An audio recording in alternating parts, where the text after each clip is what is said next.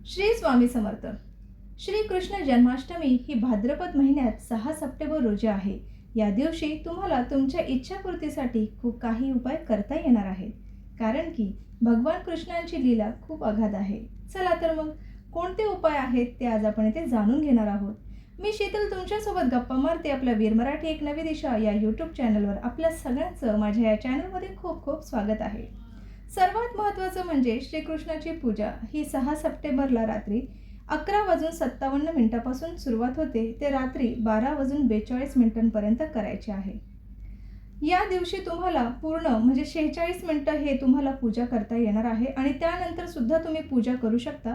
पण जे हे 46 मिनिटं जे आहेत ते फार महत्त्वाचे आहेत. त्यामुळे तुम्हाला कृष्णाची मनोभावे पूजा करायची आहे, कारण की ही वेळ अगदी शुभ मानलेली आहे. या वेळात तुम्ही जी काही इच्छा बोलाल ती पूर्ण झाल्याशिवाय राहणार नाही. जन्माष्टमीच्या दिवशी म्हणजे रात्री आपण स्वतः सर्वात आधी स्वच्छ अशी आंघोळ करायची आहे. म्हणजे जेव्हा आपण पूजा करतो तर पूजा करायच्या आधी आपल्याला स्वच्छ अशी आंघोळ करून घ्यायची आहे आणि आंघोळीच्या पाण्यामध्ये गोमूत्र घालून आंघोळ करायची आहे. कारण की गोमूत्र हे कृष्णाला म्हणजे कृष्णाला गाई वासरं खूप आवडायची आणि त्याचबरोबर ते दिवसभर वेळही घालवत असत. म्हणून जर तुम्ही गोमूत्राने आंघोळ केली तर तुम्हाला जास्त आशीर्वाद गोमाताचे आणि भगवान कृष्णांचे मिळणार आहेत. म्हणून गोमूत्र घालून आपल्याला इथे आंघोळ करायची आहे. बरं, ही पूजा रात्री करण्यामागचं कारण म्हणजे काय आहे? जेव्हा कृष्णाचा जन्म झाला ती वेळ रात्रीची होती. या रात्री त्यांनी खूप मोहमाया केली. म्हणजे असं की जेव्हा कृष्णाला घेऊन जात होते तेव्हा यमुनेला पूर आला होता. अगदी पूर हा त्यांच्या पायापर्यंत पोचला होता आणि त्यांचे जेव्हा चरण स्पर्श या यमुनेने केले तेव्हा अगदी ही यमुना शांत झाली, म्हणजे हा पूर कमी झाला. त्याचबरोबर तुरुंगाची दारंसुद्धा उघडली, ती पुन्हा बंदसुद्धा झाली. अशा वेगवेगळ्या लीला या रात्री या कृष्ण भगवानने केलेल्या आहेत. म्हणून ही रात्र अगदी पवित्र आणि पुण्यवान रात्र आहे. म्हणजे ही रात्र जितकं तुम्हाला पुण्यकर्म करता येतील, जितके जाप तप करता येतील तितके केले तरी कमीच आहे. खूप पुण्यदायी अशी ही रात्र आहे. म्हणून कृष्णाची पूजा ही रात्री करायची असते. आता भगवान कृष्णांची पूजा कशी करायची आहे ते आता आपण इथे जाणून घेणार आहोत. तर सर्वात प्रथम भगवान कृष्णाला पंचामृताने आंघोळ घालायची, नंतर गंगाजलाने अभिषेक करायचा आणि नंतर छान कपडे घालायचे. मोरपिसाचा मुकुट असेल तर तो देखील घालायचा आहे. नंतर केशर चंदनाचा टिळा लावायचा आहे आणि मग त्यांना पाण्यात घालायचं आहे आणि अक्षता आणि फुलं वाहायचे आहेत आणि त्यांच्या आवडीचा लोण्याचा प्रसाद त्यांना अर्पण करायचा आहे.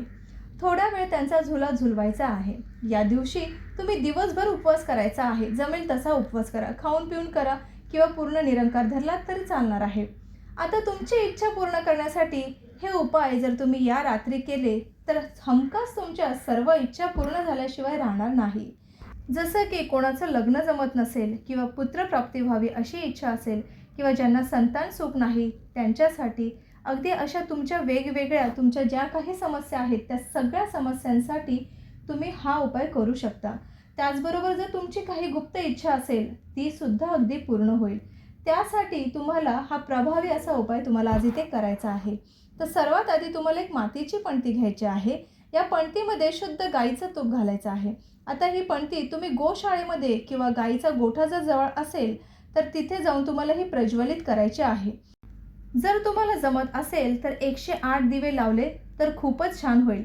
मात्र नाही जमलं तर एक दिवा लावला तरीही चालणार आहे. या उपायामुळे तुम्हाला भगवान विष्णू तसेच लक्ष्मी माता खूप प्रसन्न होतील. त्याचबरोबर तुम्हाला भगवान कृष्णाचे सुद्धा आशीर्वाद लाभणार आहेत. कारण की ही जन्माष्टमीची वेळ खूप महत्त्वाची आहे. कारण की तुम्हाला हा उपाय रात्रीच करायचा आहे, म्हणजे जन्माष्टमीच्या दिवशी रात्री करायचा आहे. त्याचमुळे तुम्हाला ह्या उपायाचं फळ मिळणार आहे. कारण की ही रात्र अगदी प्रभावी आणि खूप भाग्यशाली अशी रात्र आहे. अजून एक महत्त्वाचा उपाय करायचा आहे. म्हणजे हा उपाय आर्थिक टंचाईपासून जर कायमची मुक्ती हवी असेल, त्याचबरोबर ज्यांची लग्न जमत नाही अशा मुलामुलींसाठी आणि ज्यांना मूल होत नाही म्हणजे अशा महिलांसाठी सुद्धा हा उपाय अगदी प्रभावकारक आहे. जर हा उपाय तुम्ही अंतःकरणातून मनापासून केला तर हमखास याची प्रचिती आल्याशिवाय राहणार नाही. हा उपाय तुम्हाला रात्री 12:30 वाजता करायचा आहे. म्हणजे जन्माष्टमीच्या दिवशी रात्री 12:30ला तुम्हाला हा उपाय करायचा आहे. सर्वात प्रथम तुळस माता म्हणजे तुळशी मातेला आपल्याला वंदन करायचं आहे. छान अशी तुळस जर तुमच्या घराच्या बाहेर असेल किंवा तुम्ही कुंडीत लावलेली असेल तर कुंडी घरात घेऊन आलात तरी चालणार आहे, किंवा जर तुम्हाला जमत असेल तर घराबाहेर जाऊनसुद्धा हा उपाय तुम्ही करू शकता. तर सर्वात प्रथम तुम्हाला तुळशीला रात्री पाणी घालायचं आहे. आता इतर वेळेला आपण रात्री कधी पाणी घालत नाही, पण तुम्हाला या दिवशी हमखास थोडंसं पाणी घालायचं आहे. त्यानंतर तुळशीला हळद कुंकू वाहायचं आहे, फुलं अर्पण करायची आहेत आणि त्यानंतर तुम्हाला तुळशी मातेच्या पुढे उभं राहून आशीर्वाद घ्यायचे आहेत आणि 101 वेळा प्रदक्षिणा घालायच्या आहेत. तुम्ही जेव्हा 101 वेळा प्रदक्षिणा घालताय तेव्हा तुम्हाला ओम कृष्णार्पणमस्तू असं बोलायचं आहे. ओम कृष्णार्पणमस्तू हा मंत्र जाप तुम्हाला तुलसी मातेजवळ करायचा आहे. बरं, आता दिवसभर तुम्हाला एक मंत्र जाप करायचा आहे. राधे राधे, ओम नमो भगवते वासुदेवाय नमः हा मंत्र जाप जेवढा वेळा तुम्हाला करता येईल तेवढा वेळा तुम्ही केला तर त्याचा लाभ तुम्हाला होणार आहे. ह्या सगळ्या गोष्टी झाल्यानंतर आता तुम्हाला कृष्णाला 108 वेळा तुळशीपत्र वाहायचे आहेत. बरं, आता तुम्ही म्हणाल की हे तुळशीपत्र आम्ही रात्री कसे तोडायचे? तर तुम्ही रात्री नाही तोडायचे, तर हे तुळशीपत्र संध्याकाळ होण्याआधी हे तोडून ठेवायचे आहेत. हे 108 तुळशीपत्र आधी तोडून ठेवायचे आहेत आणि नंतर भगवान कृष्णांना तुम्ही रात्री हे अर्पित करायचे आहेत, वाहायचे आहेत.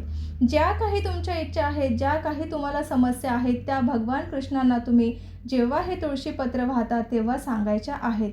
भगवान कृष्ण तुमच्या ह्या सर्व इच्छा हमखास पूर्ण करणार आहेत, कारण की ही रात्र अगदी प्रभावी अशी रात्र आहे. त्यामुळे तुम्ही हे जे उपाय करणार आहेत या उपायांमुळे तुमच्या सर्व इच्छा पूर्ण झाल्याशिवाय राहणार नाही. पण जेव्हा तुम्ही ह्या सगळ्या उपाय सेवा अगदी मनापासून केलात तर त्याचं तुम्हाला लाभ होणार आहे. अंतःकरणातून करा, अगदी मनापासून करा, निश्चितच तुम्हाला पुण्य लाभणार आहे. सगळ्यांना जन्माष्टमीच्या खूप खूप शुभेच्छा. तुम्हाला ही माहिती कशी वाटली हे कमेंट बॉक्समध्ये मला